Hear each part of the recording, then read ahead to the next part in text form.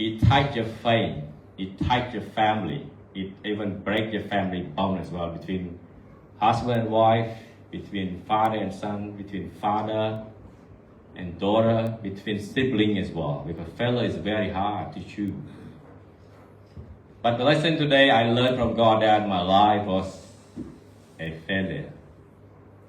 I don't use my life is, but I use my life was. បាទតថ្ងៃនេះខ្ញុំមានប្រធានបទមួយគឺមានន័យថាខ្ញុំគឺជាជនបរាជ័យប៉ុន្តែមុនជាកាប់ដើមសូមឲ្យយើងបានសម្រុបចិត្តនឹងអធិដ្ឋានដើម្បីសូមឲ្យព្រះអង្គបានយាមមកគង់ជាមួយនឹងខ្ញុំបាទអរព្រះបិតាដែលគង់នៅឋានសួគ៌ដ៏ខ្ពស់បំផុតព្រះអង្គហើយសូមអរព្រគុណទ្រង់នៅថ្ងៃនេះដែលគុណមិនសមមកឈរនៅទីនេះប៉ុន្តែដោយព្រះគុណរបស់ព្រះអង្គនិងសេចក្តីមេត្តាករុណារបស់ព្រះអង្គដែលព្រះអង្គបានប្រាប់ថាកុំឲ្យដុតចង្គៀងយកគ្រប់ថាំងមកគ្រប់ឡើយព្រះអង្គកូនគ្រាន់តែឡើងមកដើម្បីនឹងចែកចាយនៅព្រះគុណនិងសេចក្តីមេត្តាករុណារបស់ទ្រង់ដែលទ្រង់បានធ្វើមកក្នុងជីវិតរបស់កូនដើម្បីជាទីបន្តជាការដាស់ទឹកចិត្តដល់ក្រុមជំនុំនៅទីនេះក៏ដូចជាក្រុមជំនុំដទៃទៀតបងប្អូនទាំងអស់ទូមង្គមមានចិត្តឆែកឈួរឡើងឲ្យគាត់មានកម្លាំងឡើងដើម្បីរត់ប្រណាំងជាឥន្ទ្រីដែលព្រះអង្គបានឲ្យកម្លាំងថ្មីជារៀងរាល់ពេលផងដែរ Hallelujah បងឲ្យសូមឲ្យព្រះមានមកសុទ្ធបានគង់នៅជាមួយកូនឲ្យកូននិយាយតែពាក្យអ្វីដែលព្រះអង្គចង់ឲ្យកូននិយាយតែប៉ុណ្ណោះ Hallelujah បងគ្រប់ការទាំងអស់នេះគឺមានតែពឹងនឹងទូថ្វាយនៅក្នុងព្រះនាមព្រះម្ចាស់ព្រះយេស៊ូវគ្រីស្ទអាមែនខ្ញុំចាប់ផ្ដើមជីវិតមួយដែលខ្ញុំបានទទួលជាព្រះដំបូងបំផុតនៅក្នុងឆ្នាំ1989 Yeah, I first believed in Christian in 1989. In those days, what is the most affecting my heart was singing group. នៅពេលបទចម្រៀងទី1ដែលខ្ញុំបានទទួលជឿនៅក្នុងឆ្នាំ1989គឺជាពេលមួយដែលខ្ញុំបានធ្វើដំណើរទៅហើយក៏បានឃើញក្រុមយុវជនប្រុសស្រីមួយក្រុមដែលគាត់បានច្រៀងចម្រៀងសរសើរព្រះហើយពេលនោះខ្ញុំមានចិត្តអំណរថាហើយអ្វីបានពួកគាត់ខុសពីបើយើងទៅវត្តយើងត្រូវលុតជង្គង់ពិបាកនៅក្នុងការអង្គុយស្ពឹកដៃស្ពឹកជើងមែនទេហើយខ្ញុំក៏អត់ទាន់ដឹងថានោះគឺជាអ្វីដែលខ្ញុំបានសួរគេថាអូតើក្រុមយុវជននោះគេកំពុងធ្វើអ្វីពួកប្រុសស្រីអនុមកគេប្រាប់ថា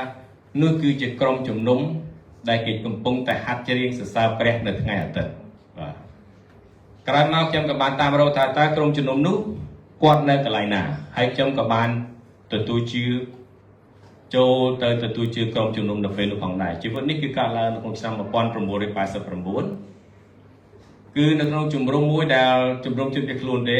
ពីដើមមកខ្ញុំចូលនៅក្នុងជំរំខែកណ្ដាលក្នុងឆ្នាំ1988ចុងឆ្នាំ1988នេះគឺជីវិតនេះគឺខ្ញុំមិនសូវដែរនិយាយគេប្រាប់គេអំពីជីវិតដែលយើងទៅរស់នៅជីដែនទេពីព្រោះថាកាលណាយើងរស់នៅជីដែនហើយយើងបានធ្វើការត្រឡប់មកស្រុកខ្មែរវិញមានន័យថាជីវភាពគ្រួសារយើងមិនជាអ្នកទូទាទេ I went to Kavidang in 1988 in late 1988 but usually I never talk much about my history and my background it seems like I hide my background because if you talk that to your friends they know that you from social class because refugee who repatriated to Cambodia in 1991, 1992, 1993, they were not from rich family because you live in the border. You don't do much business. People say, "But you don't just be fluent. You mean more about Russia. You know that." Butในชมรมชนเป็นคนไทยได้ยังมาแต่ตัวละห้ารูปกอปีอยู่ในสาบาไอ้ก่อนได้ตามชมรมพิคุนในเตี้ยใจจะจองนาต่อสู้เก็บบานแต่ตัวปียูอันกาตุ่มดุกบ่มร้องปียูอันโบรទៅតាមការពីចំនួននោះនិយាយពីខ្ញុំបានជឿព្រះអង្គនៅក្នុងឆ្នាំ1989នេះជំរំមួយនេះគឺនៅបើអ្នកណានៅសាយធូគេដឹងនៅសាយធូមានជំរំជនភៀសខ្លួនវៀតណាមមួយជើងទឹកតែគេបង្កើតជំរំមួយទៀតនៅខាងមិនឆ្ងាយពីជំរំសាយធូទេពេលនោះខ្ញុំបានទទួលរបបអាហារជំរំហៅ KT នេះគឺបន្ទាប់ពីអ្នកណាបាន OC គឺ KT គឺជារបបចុងក្រោយគេនៅពេលដែលខ្ញុំបាន KT គេក៏ចាប់បញ្ជូនជនភៀសខ្លួនខ្មែរយ៉ាងតាក់កដាលឲ្យបរុននៅshare ជំរំជាមួយនឹងជំរំជនជាតិវៀតណាមមកខាងខ្មែរមកខាងថៃមកខាងខ្មែរមកខាងវៀតណាមប៉ុន្តែពេលនោះបញ្ជូនបានថៃជាតាក់កដាលក៏មានការផ្លោងនៅជីដែននោះគេក៏បញ្ឈប់ការបញ្ជូនជនភៀសខ្លួនខ្មែរពីខៅដាងមកជំរំជាមួយនឹងជនជាតិវៀតណាមនោះគេក៏បានបញ្ឈប់ ក្រោយមកដោយសារមានការផ្លោនៅតាមជាដែននេះច្រើនពេកគេក៏បានដឹកខ្មែរដែលបានទទួលរបស់អាហារ KT នឹងពាក់កណ្ដាលត្រឡប់មកជំរំខៃរាំងវិញហើយខ្ញុំក៏បាននៅក្នុងជំរំខៃរាំងនៅក្នុងសង្កាត់លេខ17 in those days when I បាននៅពេលនោះខ្ញុំបានទទួលជឿក្រុមជំនុំមួយនៅក្នុងជំរំមួយនោះគឺនៅហើយជំរំបានថាត់នោះខ្ញុំបានទទួលជឿព្រះយេស៊ូវគ្រីស្ទនៅពេលនោះគឺយើងមានចាស់ទុំ4នាក់ដែលជាអ្នកដឹកនាំព្រះវិញ្ញាណនៅពេលនោះនិយាយមួយរឿងមួយដែលគួរឲ្យថាពេលដែលយើងជាយុវជនយើងជឿព្រះអង្គយើងសេចក្តីជំនឿរបស់យើងក៏អត់មានការរឹងមាំដែរយើងអត់មានតន់ឃើញប្រគុណរបស់ព្រះអង្គដែលថាឲ្យយើងមានទំនុកចិត្តថាអូព្រះអង្គគឺពិតជាពូកែមែនគឺយើងនៅតែមានចិត្តអល់ឯងនិងសង្ស័យនៅពេលដែលឃើញចាស់ទុំទាំង4នាក់គាត់មានការឆ្លោះគ្នាការនោះដោយសារពីជំរុំរើពីបានថាត់មកជំរុំខៃដើមវិញគឺចាស់ទុំគាត់3 4នាក់គាត់ចាំបានឆ្លោះនេះដោយសារតែរឿងពេញទួយទេដោយថា radio យើងមាន speaker នឹងត្រូវចែកទៅណាវាំងដូនត្រូវឲ្យណាគាត់មានការឆ្លោះគ្នាព្រោះពេលតែវាធ្វើឲ្យយើងដែលជាអ្នកដែលក្រុមជំនុំដែលជឿនឹងមានការបាក់ទឹកចិត្តដែលយើងថាអូហេតុអីបានយើងគិតថាយើងជាអ្នកកើតជាថ្មីហេតុអីបានយើងតែត្រូវឆ្លោះគ្នាដូចជាអ្នកដែលមិនទាន់បានជឿនៅពេលនោះគឺខ្ញុំក៏បានចាប់ដើមរសាយហើយក៏ឈប់ទៅព្រះវិហារទៅពេលដែលខ្ញុំត្រឡប់មកជំរំខៃដានហ្នឹងគឺខ្ញុំបានឈប់ទៅព្រះវិហារហើយខ្ញុំក៏ឈប់ជឿដែរ I accept Jesus in 1989 in Bantat refugee camp. I believe around 1.5 years, but I didn't see any amazing thing that God has done for me. Because of the four leaders in the church, they were fighting one another over a little possession. And even their sermon, they started using the sermon to attack one another. So it affecting me as a new believer, a baby believer. The baby believer which just need only milk, but when they put to my stuff, the hard food, I couldn't chew that. So in late 1990, the UNHCR sent back half of Khmer refugees back to Kavirang Holding Center. And since then, I decided not to follow Jesus anymore. I stopped believing because I see that we are not different. Even you Buddhist, and I'm Christian. So between Buddhist and Christian, the same. Because you start fighting again over little possession the same. So it's no use to believe. How can you say you because a new creation? It's not. ខ្ញុំក៏បានជប់ជឿទៅក្នុងឆ្នាំ1992ខ្ញុំក៏បានត្រឡប់មកស្រុកខ្មែរវិញ In 1992, I made repatriation to Cambodia. But the background of my English, I learned អ្នកណាដែលជំរំខៃដាស្គាល់ក្រុមជំនុំ 7 day មួយប្រហែលខ្ញុំដែរចំនួនមុនមានក្រុមមានព្រះវិហារ 7 day មួយនៅចិត្តសង្កាត់3នោះគឺជាកន្លែងដែលខ្ញុំបានរៀនភាសាអង់គ្លេសទីកន្លែងនោះឯងបាទខ្ញុំភាគច្រើនខ្ញុំរៀនអង់គ្លេសចេញពីព្រះវិហារតែម្ដងគឺនៅក្នុងជំនុំ 7 day គណៈ 7 day នៅពេលដែលខ្ញុំបានដល់ឆ្នាំដល់92ចុង93ហ្នឹងគឺខ្ញុំបានដើម93ខ្ញុំបានដល់ស្រុកខ្មែរគឺខ្ញុំផ្លេចចោលបងដាច់គាត់ហើយ I stopped believing in Jesus. I never heard about Jesus. And I never talk about Jesus anymore. But because of he's still loving me. He's still loving me. But I didn't see him that he is still with me. Because I know only myself. បន្ទាប់មកទៀតនៅក្នុងឆ្នាំ 1993 ខ្ញុំបានសម្រេចចិត្តថាខ្ញុំត្រូវតែមកបន្តរៀននៅភ្នំពេញ I don't know if God planned or not. While my wife wanted me to get married, but I said to myself, no, I couldn't do that. Because if I do that, how can I gonna raise my family? Because I have no any skill, any education at all. នៅក្នុងឆ្នាំ 1993 ខ្ញុំបានសម្រេចចិត្តថាខ្ញុំត្រូវតែបន្តមកភ្នំពេញបន្តរៀនមកទៀត នៅពេលនោះគឺខ្ញុំបានស្នាក់នៅវត្តឯកវ័នកុដលេខ 13 I came to Phnom Penh in 1993. I stayed in the pagoda, in the Buddhist pagoda. ខ្ញុំនៅពេលនោះគឺជាសំណាងល្អដែលខ្ញុំបានប្រឡងជាប់ខ្ញុំបានប្រឡងជាប់ក៏ខ្ញុំបានរៀនទៅ ដោយសារតែការឧបត្ថម្ភទាំងអស់គឺឪពុកខ្ញុំជាអ្នកឧបត្ថម្ភសម្រាប់ការរៀនសូត្ររបស់ខ្ញុំនៅក្នុងទីក្រុងភ្នំពេញរយៈពេលប្រហែលឆ្នាំនោះប៉ុន្តែជាអកុសល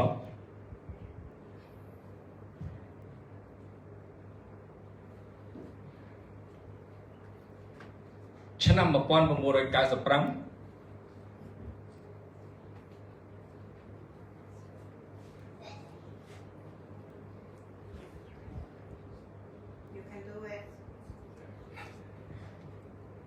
គឺជាឆ្នាំដែលពួកខ្ញុំក៏បានស្លាប់ដែរ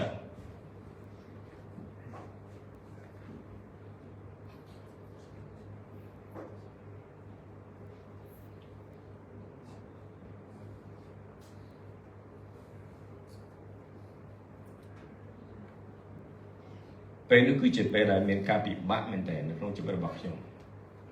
ពីព្រោះថាគ្រួសារមួយទាំងមូលតែពឹងផ្អែកលើតែឪពុកទេនៅពេលដែលឪពុកស្លាប់ចំណូលគ្រួសារក៏គ្មានគឺអ្វីទាំងអស់បានធ្លាក់មកដល់ចំណុច0តែម្ដង But unfortunately in 1995 next month I still remember March the 21st 1995 my dad was passed away he passed away around 5 p.m. And then all the burden, all the finance support that he used to give me is gone. Everything gone. My mother couldn't do anything. She's just a housewife. So what can I do? What could I do? And then I forgot God, but that's why I said, why God still love me? Then I got into my mind that I got my friend. He told me there are plenty of jobs in Thailand. Go to Thailand. Okay, I go to Thailand in those days. I make a passport, I go to Thailand because my father left me some money. I make a passport, I go to Thailand by myself. So it was what I can say. It was that I couldn't do it. It's no more word I couldn't because I go to a new country to look for a job that I never been there before. And I went it by myself. The first day I take the taxi from Ochira we call Pai to Aranya Pradesh. ខ្ញុំបានជិះម៉ូតូឌុបនឹងទៅអរញ្ញប្រទេសទៅជិះរថភ្លើងពីអរញ្ញប្រទេសទៅដល់ក្រុងថេបទៅក្រុងមក I took the train from Aranya Pradesh to Bangkok. រឿងមួយដែលអស់សំណាយយើងរស់នៅប្រទេសមួយដែលអាចថាយើងទទួលស្គាល់ថាជាប្រទេសមួយដែលយើងគ្មានវិន័យពេលដែលទិញសម្បត្តិនៅខ្មែរយើងអញញ៉ៃចង់ឈប់មិនក៏បានដែរយើងទិញសម្បត្តិប៉ុន្តែនៅស្រុកថៃគេមានទម្លាប់មួយគឺអ្នកមកមុនឈប់មុនអ្នកមកក្រោយយកតាមក្រោយខ្ញុំទៅឈរអារបៀបហ្នឹងគេអត់ទិញសម្បត្តិគេអត់លក់សម្បត្តិឲ្យយើងទេតោះតែមានស្ត្រីម្នាក់ក៏ប្រាប់ថាអ្នកឯងត្រូវឈរតរងជួបបាទគេលក់សម្បត្តិឲ្យខ្ញុំក៏មកតរងជួបទៅទិញសម្បត្តិឲ្យគេបានមួយបាទនេះមួយរឿងមួយថាយើងគ្មានវិន័យដោយសារយើងមិនដែលដើរក្រៅប្រទេសយើងមិនដឹងថាសង្គមគេយ៉ាងម៉េចទេ It's one story when I went from Poi Pat went to Aranya Pradesh station I went to board a ticket from Aranya Pradesh to Bangkok I didn't take in the queue I just did what we do in Cambodia So the ticket seller didn't sell a ticket to me until a lady came to me and said, you need to take a queue, a line, then people will sell you. Then I took the train from Bangkok, from Aranya Pradesh to Bangkok. It took me one day something until I arrived in Bangkok around at 9 p.m. night time, so daytime until night time. Yeah. On the train, នៅលើរថភ្លើងខ្ញុំបាននឹកឃើញបនគុណឪពុកខ្ញុំមួយថាអូឪពុកហើយឥឡូវនេះកូនគ្មានលុយទេធ្វើដំណើរមកដល់ស្រុកគេសូមឲ្យខ្ញុំចុះពីរថភ្លើងខ្ញុំបានជួបខ្មែរដែលខ្ញុំធ្លាប់ស្គាល់ហើយខ្ញុំមានកន្លែងស្នាក់នៅ When I on the train from Aranya Pradesh to Bangkok I made a wish that because I know my father he did a lot of good stuff He helped the poor He feed the animal He helped those in need And then I make a wish to myself that if because of my father did it, when I left the train, please let me meet a Cambodian or a Khmer people there I can stay with and I can have a job with him ពេលដែលខ្ញុំមកដល់ក្រុងបាងកកនៅហៅស្ថានីយ៍ហូឡុំផុងនៅទីនោះគឺខ្ញុំបានចុះមកខ្ញុំក៏ជិះតាក់ស៊ីធម្មតាចុះមកខ្ញុំក៏ជិះតាក់ស៊ីហ្នឹងហើយមកដល់សមុទ្រប្រការធ្វើដំណើរពីតាក់ស៊ីមកដល់សមុទ្រប្រការគឺខ្ញុំបានចូលនៅកន្លែងការងារមួយទៅតាមការដែលខ្ញុំបានធ្វើអត់ទៅគេមកនៅពេលនោះគឺជាពេលវេលាដែលគេចាប់ម៉ោង 11 យប់នៅពេលដល់ម៉ោង 11 ខ្ញុំពិតជាបានជួបមនុស្សម្នាក់មែននៅពេលនេះគឺខ្ញុំជួបមនុស្សម្នាក់គាត់បានរួមអោខ្ញុំថាបងអូបាយមកស្រុកថៃធ្វើអីដែរហើយមនុស្សម្នាក់នោះគឺជាខ្ញុំជួបបានតែម្ដងគត់នៅបានដំបងហើយគាត់បាយជាចាំខ្ញុំហើយគាត់ក៏ណែនាំថាអូបងតើនៅស្នាក់នៅជាមួយខ្ញុំទៅបាយកុំភ័យបាយទឹកខ្ញុំជួយទំនុកអប់រំឲ្យរហូតដល់បានអាចរកការងារបានធ្វើ But when I left the train from the Holophong station I went a taxi and they took me to a workshop to a factory in Samut Prakan and fortunately I met a guy who I ever met 4-5 years ago and that guy could remember me and he called me my name and he provided me accommodation and food for a couple of days មិនទៅដូចមានការអស្ចារ្យបើយើងគិតនៅស្រុកនេះធម្មតាមែនទេប៉ុន្តែបើយើងជាក្នុងឋានៈជាកម្មករដែលយើងត្រូវឧបត្ថម្ភមនុស្សម្នាក់ទៀត 2-3 ថ្ងៃ 4-5 ថ្ងៃទៀតណាវាជាជំនួយមួយដែលច្រើនមែនទេខ្ញុំក៏នៅធ្វើការនៅស្រុកថៃបាន 3 ខែ Yeah I stayed in Bangkok for 3 months then I came back in September ពីព្រោះការនៅខ្ញុំនៅរៀនខ្ញុំទៅក្នុងរយៈពេលខែបាកងខែ 6 ខ្ញុំចាក់ចេញទៅខែ 9 ក៏ខ្ញុំត្រឡប់មកវិញកាលនោះខ្ញុំបានលុយប្រហែលជា $300 ទេកាលនោះប្រហែលជា $9,000 ហើយជា $300 ខ្ញុំក៏ត្រឡប់មករៀនវិញពេលដែលខ្ញុំត្រឡប់មករៀនវិញគឺនៅថ្ងៃមួយពេលនោះក៏មានការងារធ្វើដែរពេលដែលខ្ញុំត្រឡប់មកស្រុកថៃវិញក៏ខ្ញុំរៀនបណ្ដាក៏មានពួកម៉ែអូគេក៏ដូចថាការងារហ្នឹងរត់មករយយើងតែម្ដងគឺមិនការងារធ្វើទៅក៏បានធ្វើការងារធ្វើអីចឹងទៅនិយាយពីពេលវេលាដែលលំបាកនោះគឺទីមួយគឺនៅប្រគុណព្រះអង្គនៅតែនៅជាមួយយើងទោះបីយើងទៅដល់កន្លែងណាក៏ដោយព្រះអង្គនៅតែនៅជាមួយយើងដល់ពេលខ្ញុំបាននៅព្រឹត្តិការណ៍មួយដែលខ្ញុំនៅចងចាំគឺនៅក្នុងថ្ងៃមុនរដ្ឋប្រហារក្នុងថ្ងៃយើងអាចថាប្រើពាក្យរដ្ឋប្រហារនេះចុះនៅក្នុងមុនថ្ងៃទី 5 ខែថ្ងៃទី 5 ថ្ងៃទី 6 ខែ 7 ឆ្នាំ 1997 នៅមុខទីស្តីគណៈរដ្ឋមន្ត្រីចាស់ I could remember in one time I think a few months before the 5th of July 1997 in front of the council minister នៅពេលនោះគឺខ្ញុំបានជិះម៉ូតូមួយពីម៉ូតូមួយទៅជាបើម៉ូតូទៅពេលនោះឡានមកពីបោះក្រុមហ៊ុន Royal Group គេបានបត់ចូលទៅស្អីទីការគណៈរដ្ឋមន្ត្រីខ្ញុំបែកជាភ្នែកមិនមើលឃើញម៉ូតូនោះតរសោះខ្ញុំបានបុកម៉ូតូនោះពេញទំហឹងតែម្ដងម៉ូតូនោះពេញទំហឹងវាតែឆ្លងមកខាងឆ្វេងខ្ញុំត្រឡានមួយទៀតមកកាន់ខ្ញុំនៅពេលរំពេញនោះមានឮសំឡេងមួយបានប្រាប់ខ្ញុំថាបត់ទៅខាងស្ដាំគឺជាសំឡេងដែលច្បាស់មែនទេហើយនៅក្នុងពេលដែលយើងភ័យនោះខ្ញុំក៏មិនដឹងថាហេតុអីបានជាដៃខ្ញុំបត់ទៅខាងស្ដាំដែររហូតដល់ពេលឡើងនេះមកខ្ញុំប្រាប់អីចេះថាខ្ញុំមិនដឹងថាតើហេតុអីបានជាដៃខ្ញុំទៅបត់ទៅខាងស្ដាំព្រោះនៅពេលនោះគឺខ្ញុំភ័យបាត់បង់ស្មារតីអស់ហើយហ្នឹង I got an accident in front of the former council of minister in Cambodia a few months before July 1997 I got a cross then I heard a clear voice in my mind that turn right there was a car coming but in those days I don't say is it God or what I don't say oh I don't know who said in my ear that told me clearly that turn right a car was coming to youខ្ញុំក៏បានរួចជីវិតទៅពេលនោះគឺខោខ្ញុំមួយខោកបោខ្ញុំមួយពីជើងម្ដងនេះដូចជាយើងអត់ចឹងបាទខ្ញុំស្រឡាញ់ខោខ្ញុំកបោខ្ញុំពោះជាអនុស្សាវរីយ៍ដែលបានជួយជើងខ្ញុំអត់ឲ្យមានរបួសទាំងអស់គឺ from here to here all like you iron the cowboy all that you find that but my leg is nothing wrong nothing happened at all that's why I love Jin so much because it saved my life but this is God amazing God one រហូតដល់ឆ្នាំ ឆ្នាំ2000ខ្ញុំក៏បានជួបភរិយាខ្ញុំខ្ញុំក៏បានរៀបការហើយខ្ញុំក៏បានដល់អូស្ត្រាលីឆ្នាំ2000ខ្ញុំជឿព្រះខ្ញុំនៅតែមិនជឿព្រះទេ and I didn't believe in that even បងមករា my brother-in-law he said something but no នៅពេលដែលខ្ញុំដល់អូស្ត្រាលីក្នុងមួយឆ្នាំជាងខ្ញុំក៏បានទៅផ្ទះមួយគឺយូរទៅយើងមានមោទនភាពមែនតើខ្ញុំគិតថាបើខ្ញុំនៅអូស្ត្រាលីយូរខ្ញុំនឹងមានផ្ទះ4 10ហើយព្រោះខ្ញុំមកតែមួយឆ្នាំកន្លះខ្ញុំអាចទិញផ្ទះបានមួយជាងវាធ្វើឲ្យខ្ញុំមានអំណួតមែនតើមើលថាអូខ្ញុំអាចធ្វើបានជាច្រើនប៉ុន្តែដល់ពេលមួយពេលដែលយើងចាប់ផ្ដើមអំណួតកាន់តែខ្លាំងអាចនិយាយថាប្រគុណព្រះអង្គវាយខ្ញុំទម្លាក់ចុះតែម្ដងគឺឲ្យខ្ញុំធ្លាក់ចុះមែនតើ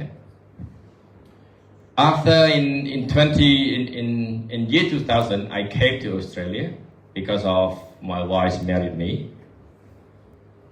I spent 1.5 years in Australia and I got a house. And I was very proud of myself. I said, if I would stay in Australia for 10 years, I would make 10 houses.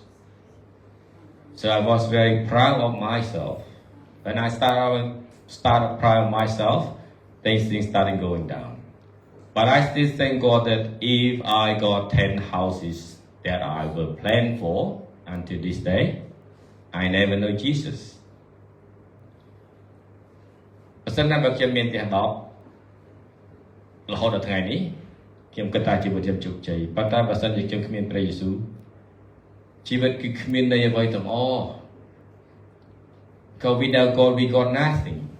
ហេតុអ្វីបានតែបើសិនជាយើងមានផ្ទះ10ហើយវាគ្មានប្រយោជន៍ទាំងអស់សម្រាប់យើងពីព្រោះយើងបើសិនជាព្រះអង្គដកជីវិតយើងទៅនៅយុគនេះតែយើងមានអីទេយើងយកទៅបានអត់គឺគ្មានអ្វីទាំងអស់យើងមិនអាចយកទៅបានទាំងអស់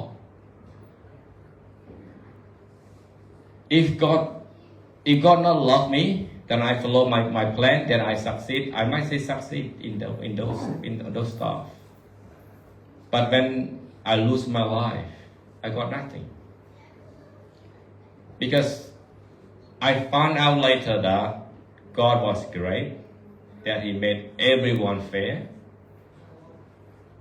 ខ្ញុំគិតថាពេលនោះខ្ញុំបានយល់ថាព្រះអង្គស្រឡាញ់ខ្ញុំព្រះអង្គឲ្យខ្ញុំដឹងថាព្រះអង្គឲ្យខ្ញុំមានពេល7ថ្ងៃគ្រប់គ្នានៅលើផែនដីសិតតែមានពេល7ថ្ងៃដូចគ្នាយប់12ម៉ោងថ្ងៃ12ម៉ោង1នាទីមាន60វិនាទី60នាទី1ម៉ោងបង្កើតបានទៅរហូតដល់168ម៉ោងនៅក្នុងមួយអាទិត្យគ្រប់គ្នាគឺមានពេលវាស្មើគ្នាអ្វីស្មើគ្នាទាំងអស់យប់ថ្ងៃស្មើគ្នាទាំងអ្នកមានអ្នកក្រគ្មានអ្នកណាម្នាក់អាចទិញសម្បីតែ1នាទីបាន1វិនាទីបានទេប៉ុន្តែចិត្តយើងគេថាខ្ញុំមានជាងខ្ញុំធូរជាងខ្ញុំសប្បាយជាងនេះគឺជាការគិតរបស់យើងតែប៉ុណ្ណោះប៉ុន្តែព្រះអង្គបានបង្កើតយើងមកឲ្យស្មើគ្នាទាំងអស់ឲ្យស្មើគ្នាទាំងអស់អរគុណព្រះអង្គមកខ្ញុំនិយាយថាហេតុអីបានជាព្រះអង្គស្រឡាញ់ខ្ញុំពីមុនខ្ញុំជាជនបរាជ័យប៉ុន្តែព្រះអង្គឲ្យខ្ញុំចាប់ដើមខ្ញុំធ្លាក់ក៏អស់លេអស់លេបើខ្មែរយើងគេថាទៅទិញទៀនមិនចាំទៅទិញទៀនមិនទិញទៀនទៅទិញប្រវត្តិរ៉ូស៊ីក៏ខាតអីក៏ខាតបើក្រុមហ៊ុនឯងក៏ខាតអានេះក៏ខាតគឺខាតទាំងអស់ខាតតទៅអស់ខ្លួនហ្មងអស់ពេលនេះគឺពេលដំបូងដែលខ្ញុំបានបងមកការាក៏ចិត្តថាហៅខ្ញុំឲ្យមកព្រះវិហារបងមកការាក៏ចិត្តថារំលឹកខ្ញុំមិនមកព្រះវិហារខ្ញុំមកដំបូងនៅព្រះយើងនៅកាល់បារីនៅខាងនោះខ្ញុំបានមកឲ្យលោកគ្រូបានសួរខ្ញុំថាតើខ្ញុំសម្រេចចិត្តជឿព្រះយេស៊ូវដែរខ្ញុំកាលហ្នឹងលោកគ្រូសួរខ្ញុំក៏ខ្ញុំអត់ថាខ្ញុំទទួលដែរពីព្រោះខ្ញុំនៅតែមិនទាន់ជឿជាក់ដល់ហើយទេបាទ Then my life started losing everything. We start losing until a state that I got zero. Then my brother-in-law, God working through him to take me back to Jesus. It's like the story about the father with two sons, the eldest and the youngest. ប៉ុន្តែនិយាយពីប្រគុណព្រះអង្គមួយទៀតដែលយើងចង់រំលឹកមួយគឺនៅក្នុងគម្ពីរមួយយើងនៅក្នុងគម្ពីរយើងជាសម្រាប់យើងជាអ្នកជឿនៅក្នុងគម្ពីរ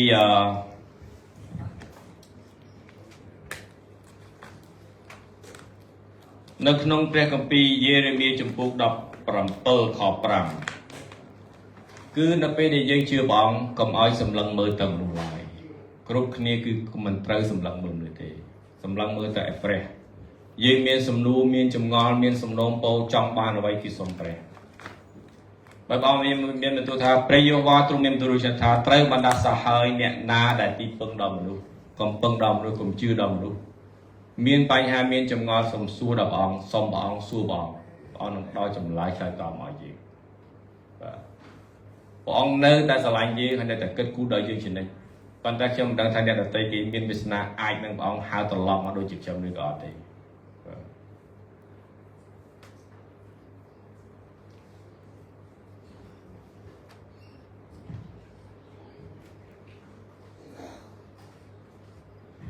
នៅពេលដែលបងមកក្រៅគាត់ហៅខ្ញុំត្រឡប់មកគឺខ្ញុំបានទទួលជាព្រះអង្គហើយក៏ត្រឡប់មកវិញនៅព្រះរាជនេះគឺខ្ញុំតែងតែដេកនៅខាងក្រោយគេច្រើននេះខ្ញុំតែងតែដេកនៅខាងក្រោយគឺខ្ញុំតែងតែដេកនៅខាងក្រោយអស់កម្លាំងផងក៏លក់ខ្លះទៅក៏ស្ដាប់ព្រះអង្គអញ្ចឹងទៅធម្មតាអញ្ចឹងទៅប៉ុន្តែគាត់ថាថ្ងៃមួយនៅពេលដែលបងចិន្តាគាត់បានណែនាំថាឲ្យខ្ញុំជួយដឹកនាំក្រុមចម្រៀងខ្ញុំក៏មានចិត្តថាគេខ្ញុំអាចធ្វើបានក្នុងក្រុមចម្រៀងនេះសូមបងសពតិអញ្ចឹងហើយដែលការអស្ចារ្យមួយបាទសូមបញ្ចាំងមួយបាទនៅក្នុងគម្ពីរលូកាជំពូក10ខ19ខគម្ពីរនេះគឺខ្ញុំមកលោកអ្នកបានមើលឃើញការងាររបស់នេះគឺជាសត្វពស់ Tiger Snake មួយដែលខ្ញុំធ្វើការនោះបាយឈប់ទៅបងបាយឈប់សិនអានេះវាជារឿងមួយដែលមិនដែលមានពស់ណានៅក្នុងកំពង់ចឹងទេជាទូទៅពស់នៅក្នុងកំពង់វាអត់ដែលមានទេពេលក្នុងកំពង់យើងខ្ញុំកាត់អានេះខ្លួនខ្ញុំផ្ទាល់ខ្ញុំបានកាត់ខាងនេះខ្ញុំបានធ្វើខាងនេះខ្ញុំបានកាត់ខាងនេះទាំងអស់ហើយប៉ុន្តែវាអត់ដែលមានពស់នេះវាអត់ដែលមានមកចិត្តឲ្យខ្ញុំទេប៉ុន្តែនៅពេលដែលព្រឹត្តិការណ៍កើតឡើងនៅពេលដែលខ្ញុំអោនក្បាលនេះនៅក្នុងគេហៅថាបាបូលមែនអ្នកធ្វើការដោយពូសំដងពូធ្វើបែបស្ទើរខ្ញុំមិនដឹងថាយើងធ្វើសងនៅក្នុងបាបូលយើងត្រូវរើនេះចេញទាំងអស់ច្រត់ក្នុងថង់សម្អាតវាដោយប្រើក្រែងឲ្យស្អាតបានយើងយកថ្មដៃនេះយកទៅលក់ព្រោះដៃនេះយកទៅលក់បាន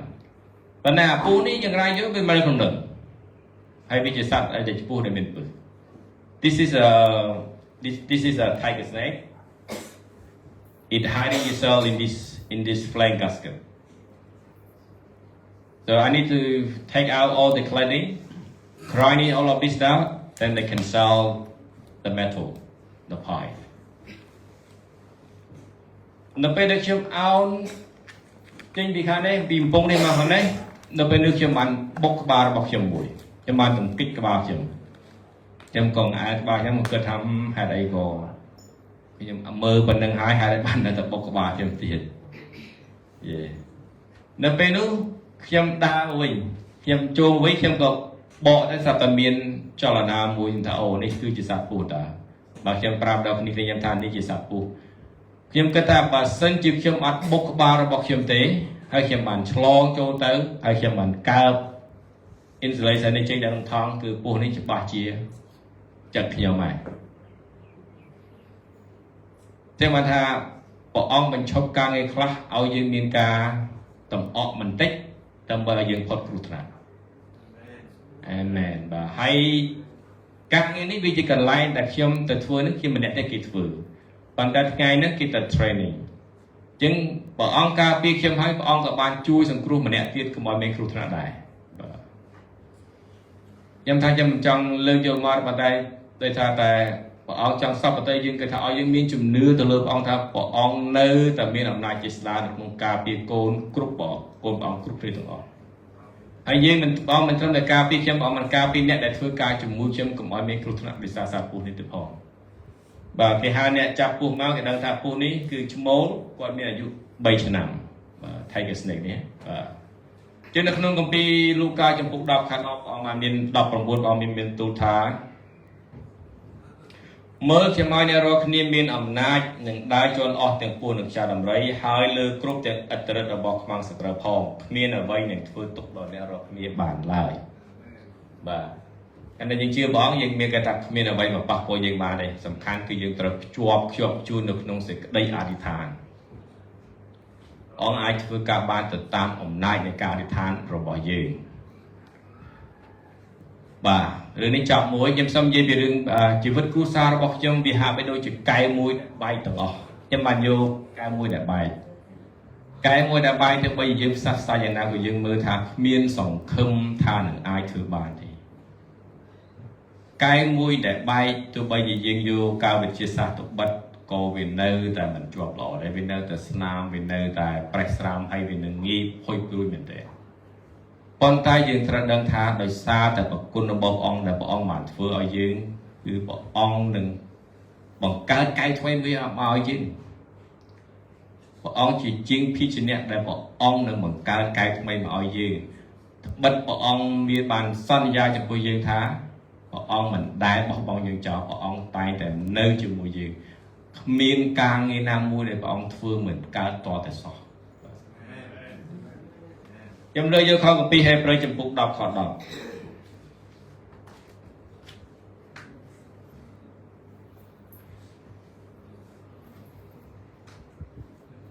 hay rồi chụp bút đọc mũi kho đọc mũiรีแอสก็ได้จุ่มเนื้อนู้คือจิตจัดแต่ดังเจาะทานบานโดยสังคมจิตตีสงกอปีกาแต่เมื่อเหมือนเคยยี่ปีกงดอกยมในตะกอกเห็ดดังย่อมเป็นไฮเกโกยมดีปัจจัยวิจิกาเปิดอายุไม่สังคมทาเมื่อตะโกนดอกยมคือโดยจิตกายแต่ใบแต่ขมิ้นขมิ้นก็เอาไปลงขมิ้นจำแรงดังขมิ้นจุ่มนี้คือเหมือนอายเตอร์นารุตินมเนี้ยมเจียปุ๊บbởi dương khơi cao dương đâm thà dương đâm phơi đã đón ai. As a father, you see your sons or your daughter, no education, no skill. So what can they do? They couldn't do anything. As a father, as a mother, you see that, you can judge them. But don't look at that. You look at God. If you look at God, you know that God will make a way in the desert. Make a road in the desert. God will make a river in the dry desert, in Sahara. ព្រះអង្គមានសមត្ថភាពអង្គបង្កើតឲ្យមានផ្លូវទឹកនៅវាលខ្សាច់បងអាចារ្យអ្វីដែលយើងមើលគឺត្រូវតែមានចិត្តជឿហើយនឹងជាប់ជួននៅក្នុងសេចក្តីអធិដ្ឋានជឿហើយជាប់ជួននៅក្នុងសេចក្តីអធិដ្ឋានខគម្ពីរមួយទៀតគឺខ្ញុំដែលនឹងបិទកម្មវិធីផងដែរគឺនៅក្នុងគម្ពីរយ៉ូហានចំពុក10ខ10នេះគឺជាដែលយើងរំលឹកខ្លួនយើងថានៅក្នុងគម្ពីរយ៉ូហានចំពុក10ខ10តែឯខ្ញុំវិញខ្ញុំបានមកដើម្បីឲ្យអ្នករាល់គ្នាមានជីវិតហើយជីវិតនោះបានពេញដោយបរិបូរណ៍គឺបងថា God said that I come to make you have life, a life that is full of abundance. Life that is full of abundance. So don't worry about anything. Just put your trust in Him and keep praying to Him. He will make everything for you. Amen.